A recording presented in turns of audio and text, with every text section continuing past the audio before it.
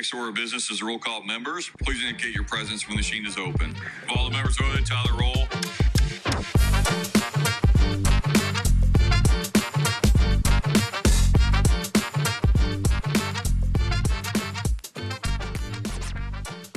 We have 5 days left in the Indiana General Assembly's 2026 legislative session.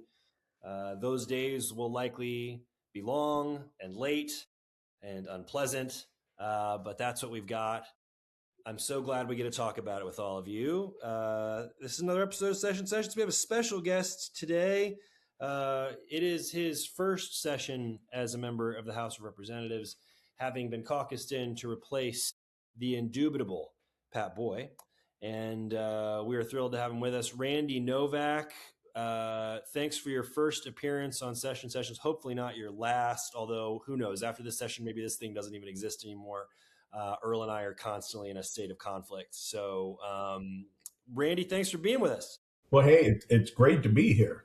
So, first thing after, it was a long week, as you guys know more than I.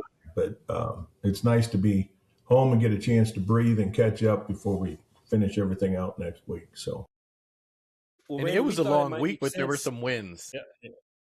Yeah, there were some wins. Yeah, go ahead. Sorry, Earl, I'm already stepping on you. We just got. That's all right. I was just going to say there were some wins that Randy was involved with, but we'll get to those in a moment. So go ahead, Blake. Go where you were going to go. Yeah, I was just going to say, Randy, why don't you just tell our many, many, many listeners, what it is about you, how you ended up in the legislature, kind of give everybody the full Randy Novak special. Give you the short version. So. Had a 40-year career with the volunteer fire service, was union president, fire chief, still the chairman of the LaPorte County Fire Chiefs. I retired from the Michigan City Fire Department in 2020, January. Still stay on as the chairman of the Chiefs Association here. So I'm involved with volunteers and career departments. Been in real estate since 1998, licensed Indiana and Michigan. Was on the Michiana Shores Town Board back in the 90s. County Council just short of 12 years when I got caucused into this, when my very good friend Pat Boy came to me and said she would like to retire and she would like for me to take over for her. And she's just an absolute great friend. And so here I am. Here you are. You are. We're glad to have you. Well, yeah, it's good to be here. So I have to ask this question because Pat is so lovable. Everybody loves her to death. She's so cool and fun and great. And I'm not? Is that what you're saying? Exactly. It's exactly what we're exactly saying. What I'm saying. That's why we had you on the show so we could tell you that we don't like you. No. So words of wisdom. What did Pat tell you or warn you or whatever about joining on and coming into the State House? She's the one thing that I guess I see now is, if your intention is to go down there and make noise, you can go down there and make noise. But if you want to get something done, you got to work across party lines. You got to work with people within your own caucus, the other caucuses, obviously in the Senate. So the normal people, the average people out there don't realize what it takes to get something actually through and have it come out the other end. So that was probably the best thing. And then, she just stay focused and stay connected to your people back home. What's kind of stood out to you so far? I mean, you've been with us now for 2 months, coming up on 2 months. I mean, longer than that, but your first 2 months of session. What are kind of the takeaways of the experience so far? That being one of them, obviously, you got to work across the aisle. This is a relationship business. What else is kind of standing out to you? So probably two things.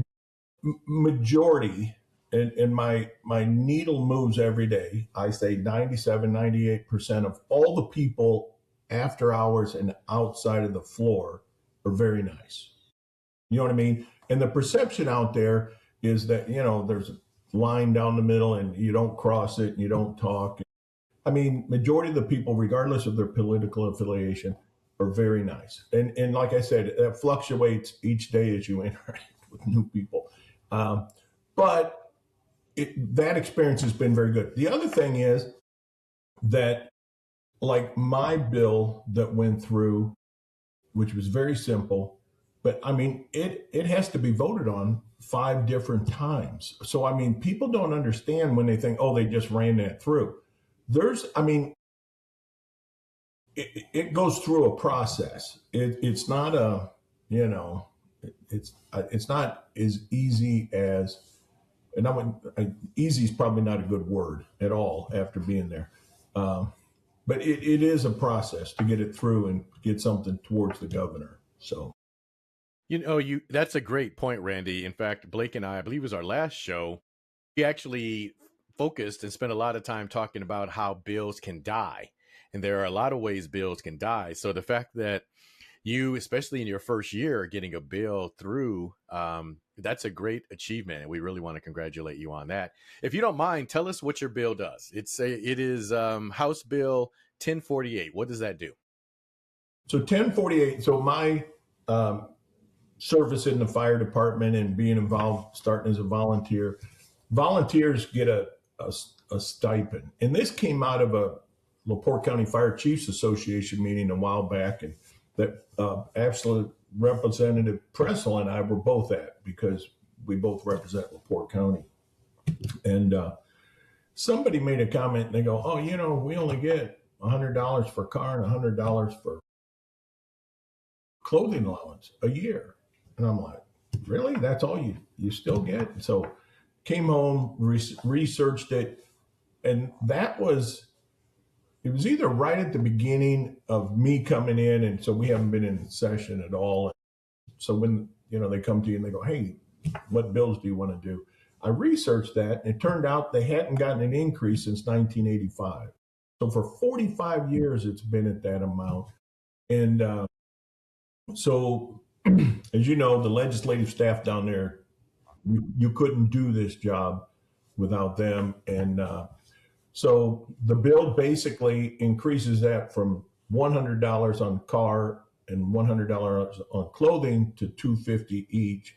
So instead of $200 for the year, they get $500. And a lot of representatives came to me and they go, we think it needs to be more. And I'm like, I encourage you to offer an amendment and increase it. But I also didn't want townships, who's paying the bill, this isn't coming out of state funds, townships, it's coming out of taxpayer dollars in the townships, but you don't want to get it so high that everybody goes, and it turns into a fiscal and everything else. It had overwhelming support on both sides. It was a feel-good bill that would be really hard to vote against, so. Speaking of, and congratulations again, because really it is no small feat to get something done in your first year or in your first 6. In my case, I'm consistently reminded by my friends that while I've passed bills out of the House and I have got plenty of language signed into law, I have yet to have my own bill, my baby, go all the way to the governor's desk. And that failure haunts me at night. So this is, again, just super upsetting to hear you talk about how easy it was for you. I never used the word easy. Yeah, no. I said the concept was easy. Speaking of feeling good, talk about, we had the concurrence just yesterday. And so you have wrapped up its head to the governor's desk.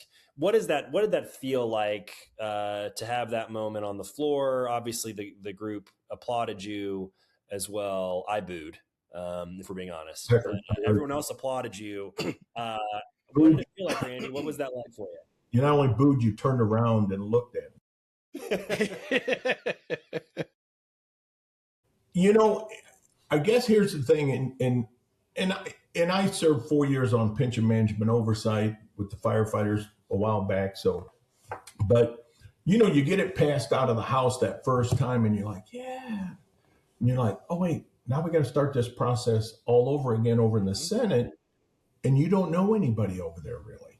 You know what I mean? So now you got to go over there and you got to make some contacts, there's some great people over there that are friends of mine, but the chairman of the committee, you got to go talk to and get everything going there. and then it goes from there, and then you're watching, and then I get a friendly amendment added, which throws another curveball in everything. And so it finally gets through, and then it comes back, and I'm like, oh, it's done. And they go, oh no. Now we got to have a concurrence, and you have to agree to it. And then both caucuses have to agree to it. And then it comes back to the floor, and everybody gets to vote on it again. And so it was, when it finally done, it was a huge relief, and just, yeah, you guys all and everybody there were very supportive in it. It worked out really well, but people don't understand until that, and I guess, nothing is for sure until that ink is dry on that, and then it goes to the governor. But I can't imagine he'd veto this. But so let's talk a little bit about that part, Randy, because I think that's interesting. Let's just call it your baby, your bill, your baby. You've shepherded it through the House, and now it's going to go over to the other side of the building in the Senate. And to some degree, you no longer have control of your baby. You're right. Depending on senators, your sponsors, your main sponsor and your co-sponsors, to protect your baby and hopefully not have a bunch of stuff piled on it or have it modified in a bad direction. Talk to us about that experience and what that felt like. Well, so the one time you get to go over and speak on your bill is when it goes to committee. So because representatives typically don't speak on other bills in committee, which I learned the hard way too when I got up and spoke in a committee, and then they're like, yeah, shouldn't be doing that. But you go over there, and I handed it off to Senator Kreider, who chairs public safety over on the Senate side. Fantastic retired DNR guy. But you're right. So after that committee, where it passes out of there, you're a bystander. You're sitting in the audience. You don't get up and talk on it. You're just kind of watching to see when it gets scheduled to go in. And like I said, they added an amendment. It was a friendly amendment, but the amendment didn't make it in time. So it was scheduled for a Thursday, and then, they bumped it to Monday. And you're like, it's nerve-wracking. And people need to understand that the Senate then sends all their stuff over to the House, and it gets assigned to people. And the same thing happens over there. And when your name's on it, you're responsible for it. It's, whether it's a good bill or they put an amendment in it that makes it bad, because sometimes bills, and I've seen that firsthand this session, sometimes bills make a bad turn, and they have to be put down, so to speak. So it's a very very educational thing in a condensed amount of time.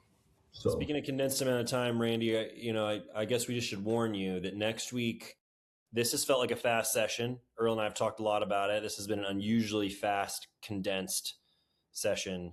I'd like to warn you officially that next week will be absolutely insane.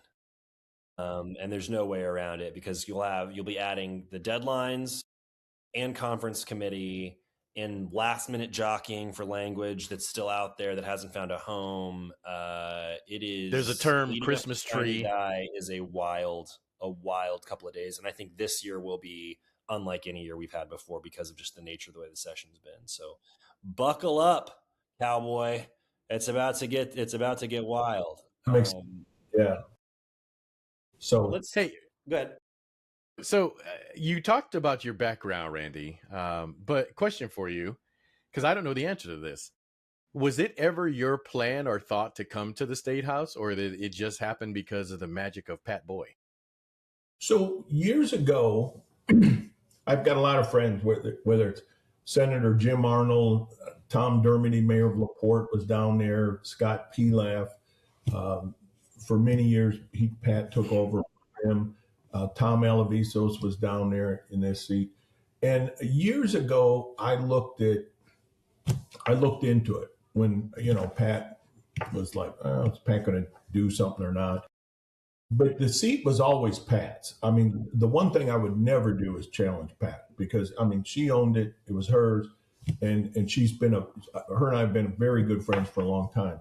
So I did some research, but I was like, at the time in your life, because it's a unique thing, especially living, my district is northern LaPorte County along the lake and the eastern part of Porter County.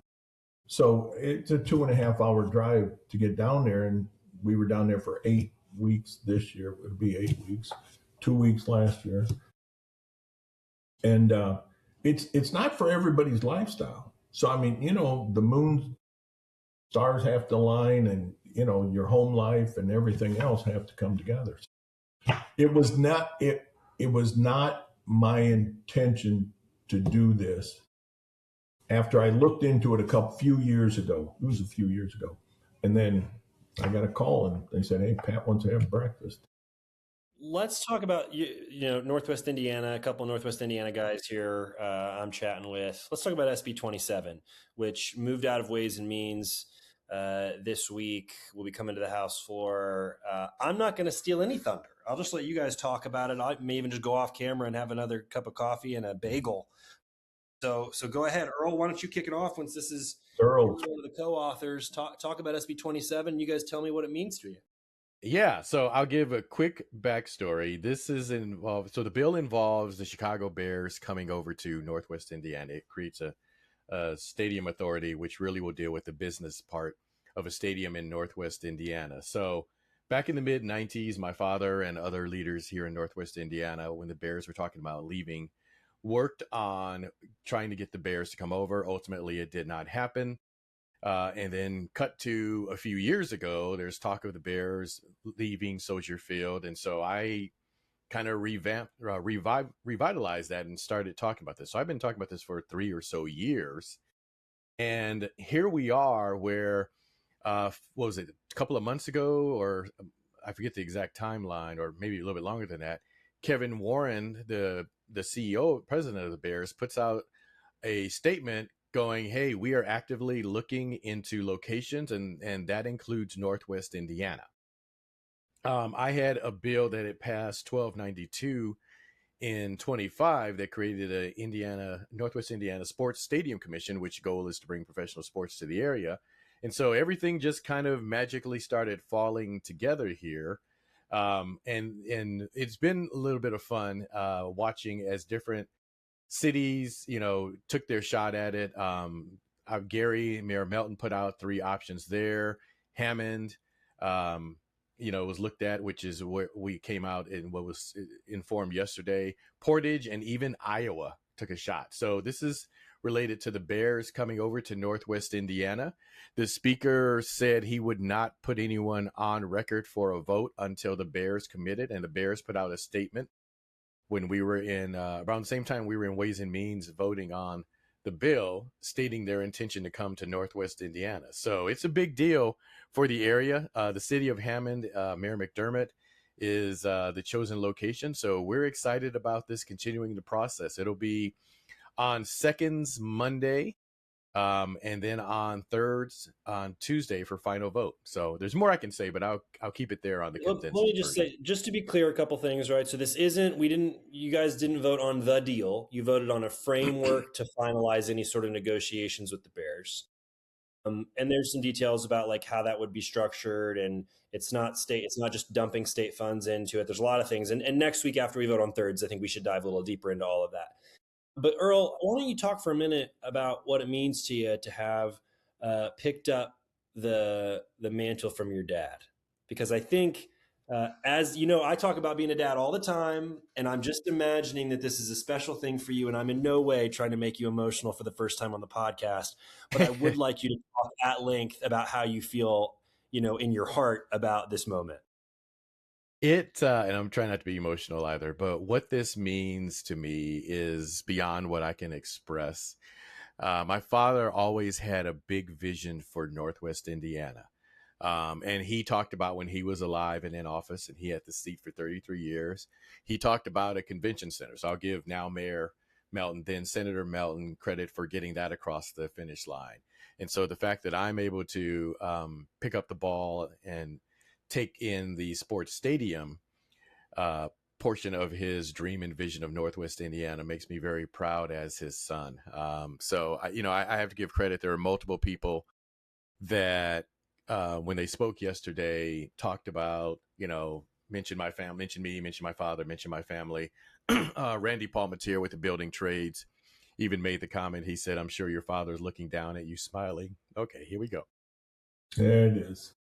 At this. And so it means a lot to continue the legacy of my father. I can say more, but I'll wrap it up with this fun comment here. I've jokingly called it the Representative Earl Harris Senior Stadium. Although I know it's not going to be named that. It would be very cool if it were, or some part of it or some place were named after my father, because this is happening because of him. People have made comments to me, well, you shoved this through. You are the one who got this done, but I still have to give credit to my father because it was his vision. I'm going to add one more. You need a co-sponsor. Let me know.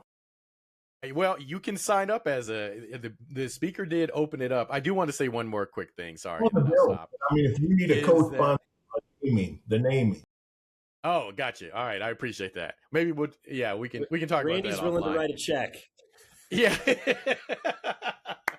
So I've said this in some of the interviews because people have made this comment to me and said, there's a lot of people that owe you and your father an apology because people thought he was crazy back then. They thought I was crazy for the last few years talking about this, but here we are. So I'm very happy and proud of where we're going. And in all honesty, also what this means to Northwest Indiana in terms of, building trades, construction jobs, building it, permanent jobs, what it means to young people to have something like this in their backyard where they can stay home and get involved and have great career opportunities without having to leave Northwest Indiana. And it's going to draw in even more opportunities.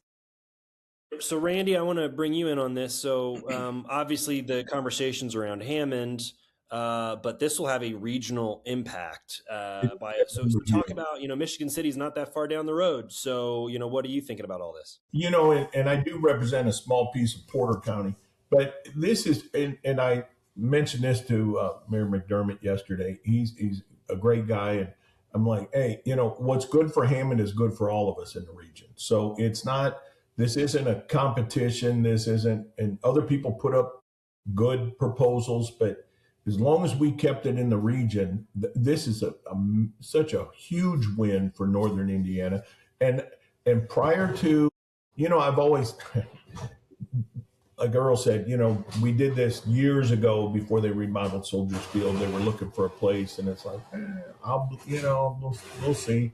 And a few weeks ago, Earl and I were part of a meeting with a lot of representatives from up north, and it's like, wow. This is like getting real. Now, you got to understand, Earl's on the inside, I'm on the outside. So, you know what I mean? They're like, should we tell Novak? And it's like, well, maybe we should.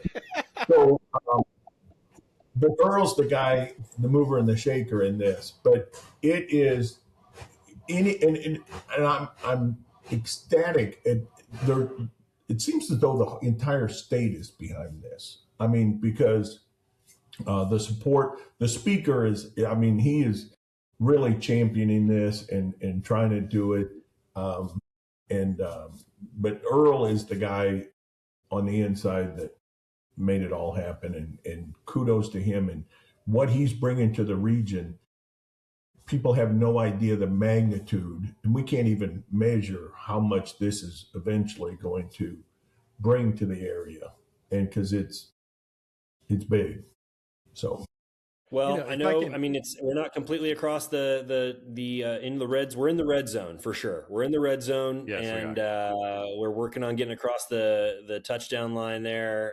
Extend the metaphor as much as you'd like, but Earl, I know you've been working hard on all this. I know you and the speaker are in constant contact too. So let's get her all the way done, brother. Let's get it on seconds and thirds, and have something to celebrate here at the end of the week. We are, and I want to add in a couple of more things.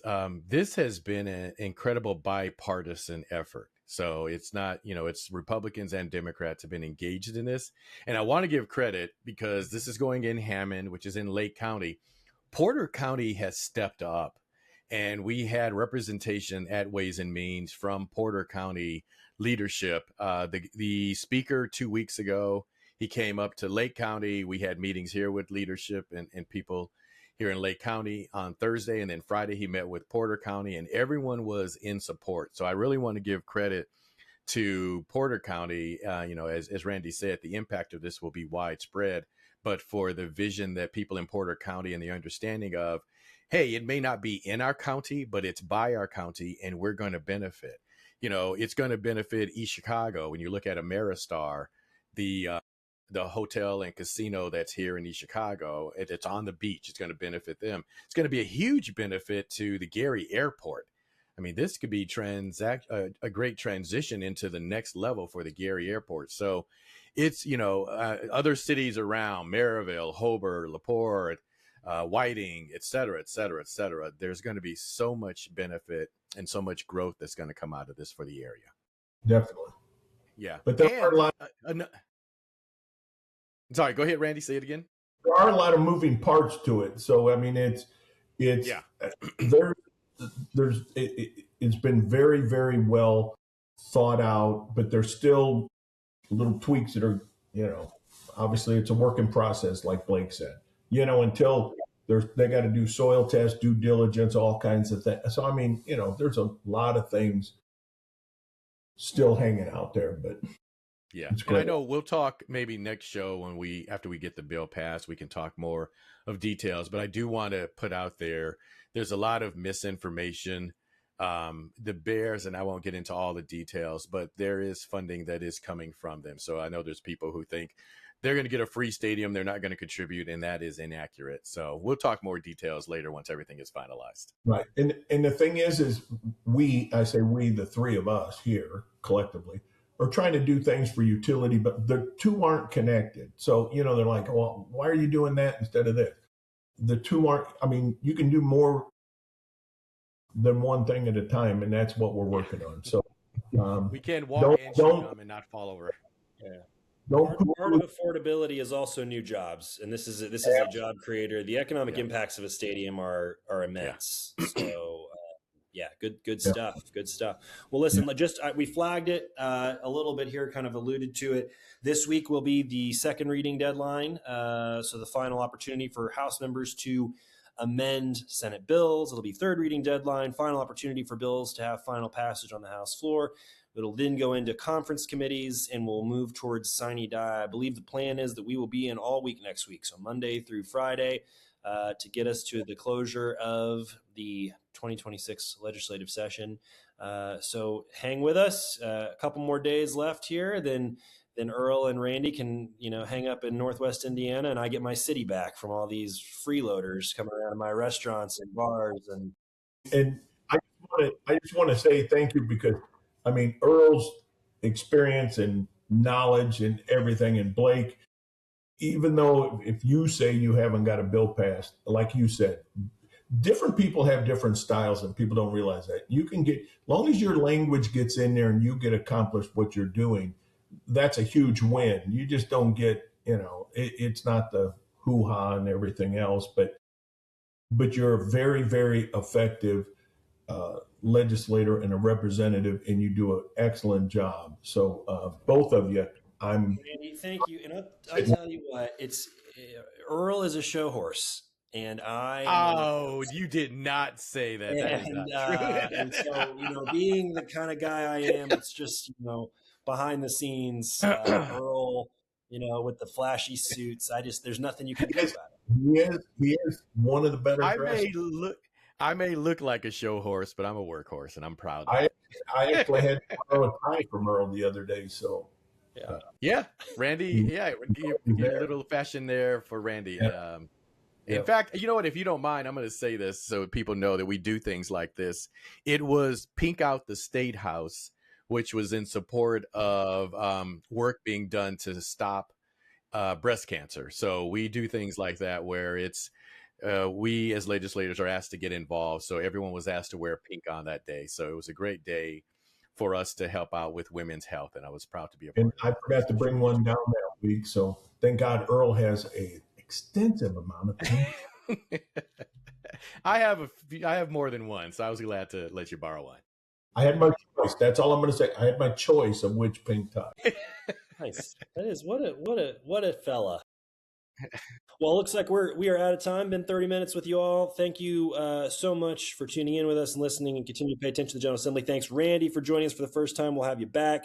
Thank you, Earl, for your consistently making sure we actually record, because if you didn't do that, we might actually not do it. So have a wonderful couple of days here leading up to the next session, and we will see you all on the next episode of Sessions.